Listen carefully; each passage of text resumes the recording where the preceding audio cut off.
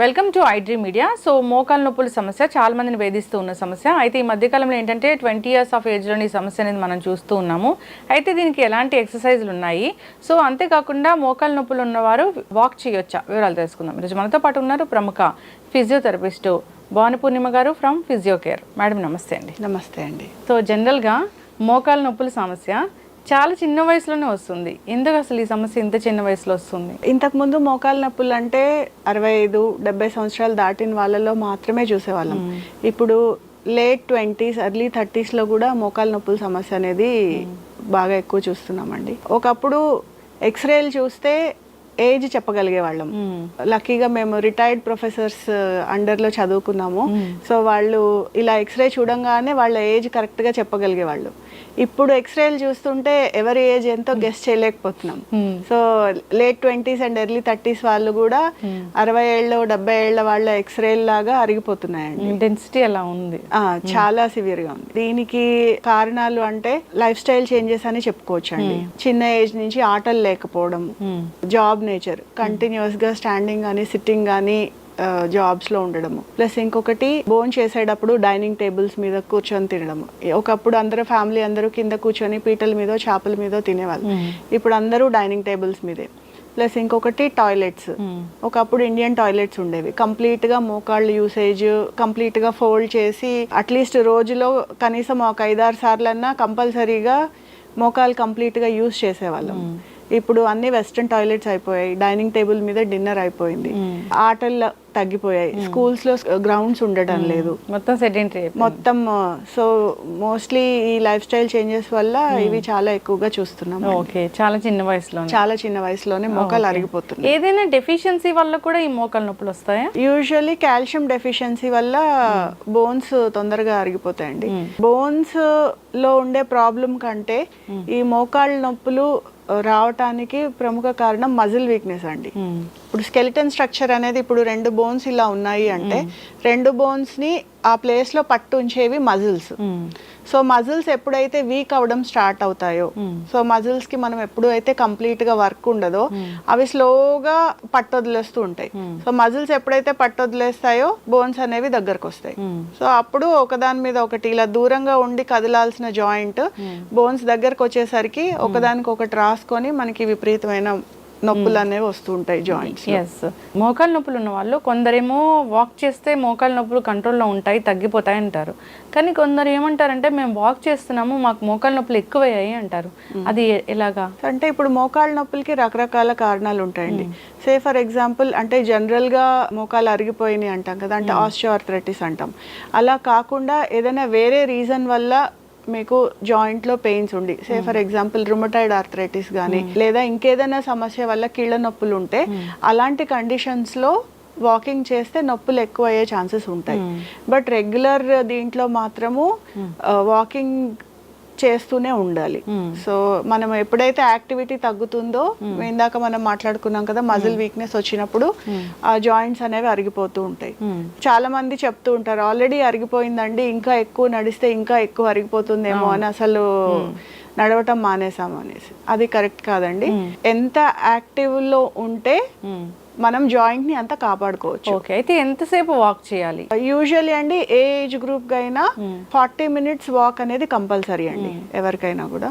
Especially మనకి మోకాలు నొప్పులు ఉన్నప్పుడు దాన్ని ఓవర్ స్ట్రెయిన్ అవ్వకుండా చూసుకోవాలి. మన కంఫర్ట్ లెవెల్లో ఎంత వాక్ చేయగలిగితే అంత వాక్ చేయొచ్చు, బట్ ఓవర్ ఎగ్జర్ట్ అవ్వకుండా చూసుకోవాలి. సో అంటే ఓవర్ ఎగ్జర్ట్ అంటే మోకాలు నొప్పులు వచ్చేంత వరకు, నొప్పులు బాగా వచ్చేసి మనం కంప్లీట్ గా అలసిపోయి మోర్ దాన్ 1.5 hours అలా ఎక్కువ చేసేసి అలా కాకుండా, సో ఇప్పుడు మనకి మోకాలు నొప్పులు ఉన్నప్పుడు ఒకవేళ కంటిన్యూస్ గా కనుక నడవలేకపోతే ఒక 10 minutes నడవటము, ఒక 2 minutes బ్రేక్ తీసుకోవడము, మళ్ళీ ఒక 10 minutes నడవడము, అలా రోజు మొత్తంలో ఒక 40 minutes వాక్ అనేది కంపల్సరీ. సో మజిల్ అనేది అది కదులుతూనే ఉండాలి. మజిల్ అనేది దాన్ని ఎంత యాక్టివ్ గా ఉంచితే మన జాయింట్స్ అంతా స్ట్రాంగ్ గా ఉంటాయి. సో ఈ మోకాలు నొప్పులు ఉన్న వాళ్ళకి కొన్ని రకాల ఆహారాలు కూడా చెప్తూ ఉంటారు, అవి ఎలాంటి ఆహారాలు తీసుకుంటే మంచిది అంటారు? అంటే ఎలాంటి నొప్పులు ఉన్నా కూడా మన బాడీలో జాయింట్స్ హెల్తీగా ఉండాలి, లేకపోతే మజిల్స్ అన్ని స్ట్రాంగ్ ఉండాలి, బోన్స్ హెల్తీగా ఉండాలి అంటే డి విటమిన్,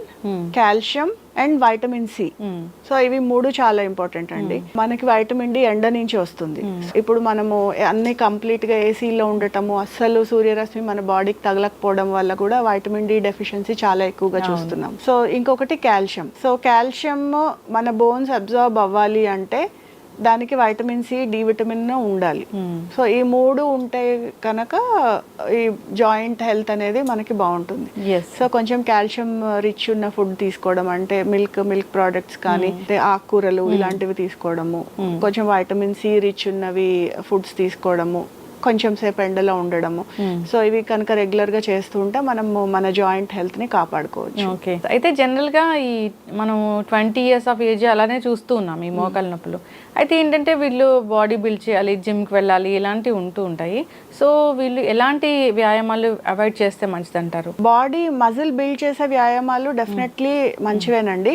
కాకపోతే జిమ్కి వెళ్ళే వాళ్ళు ఎక్సెసివ్ గా మజిల్ బిల్డ్ చేసేయాలి, చాలా ఫాస్ట్ గా మజిల్ వచ్చేయాలి అన్న దీంతో చాలా ఎక్కువ గంటలు జిమ్ లో కష్టపడి చేసేస్తూ ఉంటారు.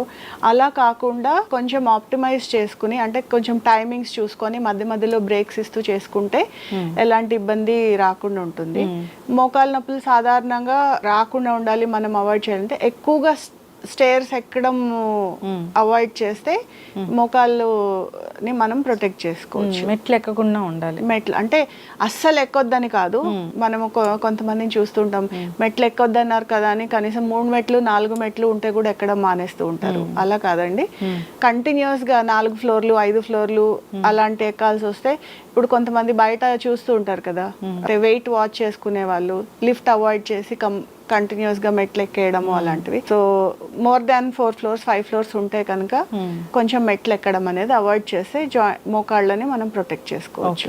ఏదైనా వ్యాయామాలు ఉన్నాయా, ఏదైనా కొంచెం ఆసనాస్ లాంటివి ఏమైనా ఉన్నాయి మోకాళ్ళ నొప్పులు తగ్గించుకోవడానికి? మోకాళ్ళ నొప్పులకి చాలా సర్ప్రైజింగ్ గా చాలా చిన్న చిన్న వ్యాయామాలతోటి మనము బాగా వాటిని కంట్రోల్ చేసుకోవచ్చు అండి. ఏ వయసు వాళ్ళైనా చేసుకోవచ్చు. చూడ్డానికి చాలా సింపుల్ గా చాలా చిన్న వ్యాయామాల్లో కనిపిస్తాయి, కానీ చాలా ఎఫెక్టివ్ గా మనం మోకాళ్ళ నొప్పుల్ని ప్రొటెక్ట్ చేసుకోవచ్చు.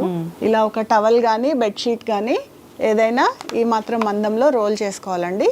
రోల్ చేసుకుని ఇలా మనం మోకాలు కింద పెట్టాలి, కరెక్ట్గా మోకాలు కింద పెట్టాలి. ఈ ఎక్సర్సైజ్ చేసేటప్పుడు గుర్తుంచుకోవాల్సిన ముఖ్యమైన విషయము, మన బ్యాక్ అనేది స్ట్రైట్గా ఉండాలండి. సో ఇలా ఏదైనా ఒక గోడకి కానీ, ఒకవేళ మీరు కింద కూర్చోలేకపోతే మంచం మీద కూర్చున్న మంచానికి ఇలా బ్యాక్ స్ట్రైట్గా పెట్టి మోకాలు కింద ఈ టవల్ని కానీ బెడ్షీట్ని కానీ పెట్టి మన మోకాలతోటి గట్టిగా ఇలా టవల్ని ప్రెస్ చేయాలి. ప్రెస్ చేసినప్పుడు పాదం మన వైపు కనుక్కోవాలి. ఓకేనండి, ఇలా గట్టిగా ప్రెస్ చేసి ఒక 10 సెకండ్స్ దీన్ని హోల్డ్ చేయాలి. 10 సెకండ్స్ హోల్డ్ చేసి రిలీజ్ చేయాలి. ఇలా ఈ వ్యాయామాన్ని ఒక 10 సార్లు రిపీట్ చేయాలి. ఒక కాలు అయిపోయిన తర్వాత రెండో కాలు కింద కూడా ఈ టవల్ని పెట్టుకొని మోకాలతోటి, రెండో కాలు కింద కూడా ఈ టవల్ని పెట్టుకొని మోకాలతోటి గట్టిగా ప్రెస్ చేసినప్పుడు చూడండి పాదం మన వైపుకి లాక్కోవాలి. ఒక 10 సెకండ్స్ హోల్డ్ చేసి రిలీజ్ చేయాలి. మోకాల నొప్పులకి వ్యాయామాలు చేసేటప్పుడు గుర్తుపెట్టుకోవాల్సిన విషయము, ఒక మోకాలు నొప్పి ఉన్నా కూడా 2 మోకాళ్ళకి కంపల్సరీ వ్యాయామం చేయాలండి. మోకాలు నొప్పి అని ఒకటే కాలుకి వ్యాయామం చేస్తే, ఒక కాలు నొప్పి పెట్టినప్పుడు మనం దాని మీద బరువు పడకుండా అవాయిడ్ చేయడం కోసం రెండో కాలు మీద ఎక్కువ బరువేసేస్తాము. సో దాంతో రెండో కాలు కూడా ఎఫెక్ట్ అవుతుంది. సో అలాంటివి జరగకుండా ఉండాలంటే వ్యాయామం చేసినప్పుడు 2 కాళ్ళకి కూడా వ్యాయామం చేయాలి.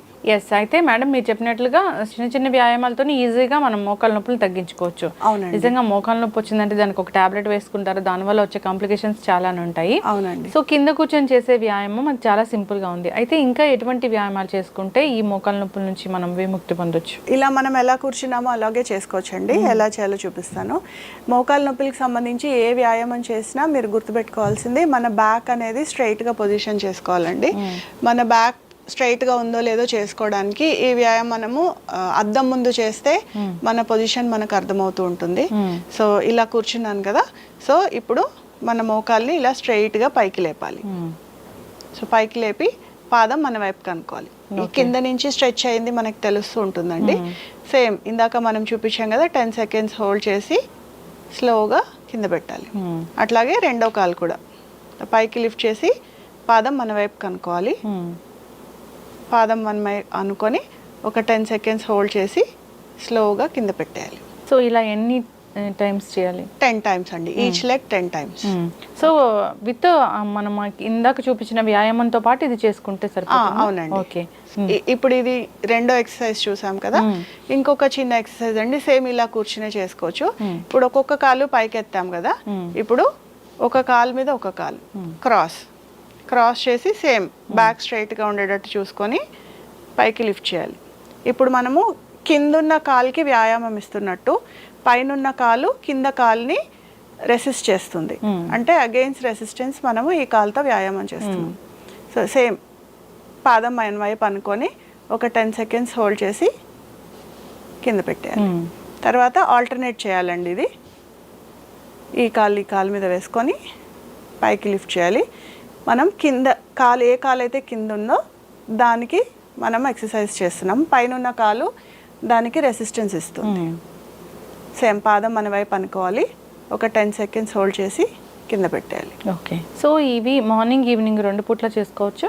2 పూట్ల చేసుకోవచ్చు అండి. సో ఏవైతే మోకాళ్ళ నొప్పులు ఇబ్బంది పెడుతూ ఉన్నాయో సో ఆ పెయిన్ నుంచి అయితే రిలీఫ్ ఉంటుంది, పర్మనెంట్ సొల్యూషన్ అయితే కాదు కదా? పర్మనెంట్ సొల్యూషన్ అంటే ఇప్పుడు మనకి ఆల్రెడీ మోకాళ్ళు ఎంతవరకు అరిగిపోయాయి అనే దాన్ని బట్టి గ్రేడింగ్ని బట్టి ఉంటుందండి. సో ఆల్రెడీ మనకి చాలా ఎక్కువ అరిగిపోయాయి, ఇర్రివర్సిబుల్ డ్యామేజ్ ఆల్రెడీ జరిగిపోయింది అన్నప్పుడు మనము దీంతో కొంతవరకు ఉపశమనం పొందొచ్చు. అదే మనం స్టార్టింగ్ స్టేజ్లో కనుక అంటే మనం గుర్తించగలిగితే ఈ ఎక్సర్సైజెస్ రెగ్యులర్గా చేసుకుంటూ ఉంటే మన జాయింట్ని ఫర్దర్గా డ్యామేజ్ అవ్వకుండా కాపాడుకోవచ్చు. ఖచ్చితంగా. సో ఒక రకంగా పర్మనెంట్ అనే చెప్పొచ్చు. ఓకే. మోకాళ్ళ నొప్పి సమస్య అనేది చాలా వేధిస్తుంది. సో ప్రతిరోజు కాకపోయినా 10 daysలో ఒకసారైనా మనం ఫేస్ చేస్తూ ఉంటాము. సో అలాంటి వాళ్ళు ప్రతిరోజు ఎక్సర్సైజ్ చేసుకుంటే మంచిది, రాకుండా కూడా ఉంటుంది. సో ఉన్న వాళ్ళైతే చేస్తే ఇది ఖచ్చితంగా కంట్రోల్లో ఉంటుంది. సో కాంటాక్ట్ చేయాలని కోరుకున్నాం. ధన్యవాదాలు. నమస్తే అండి.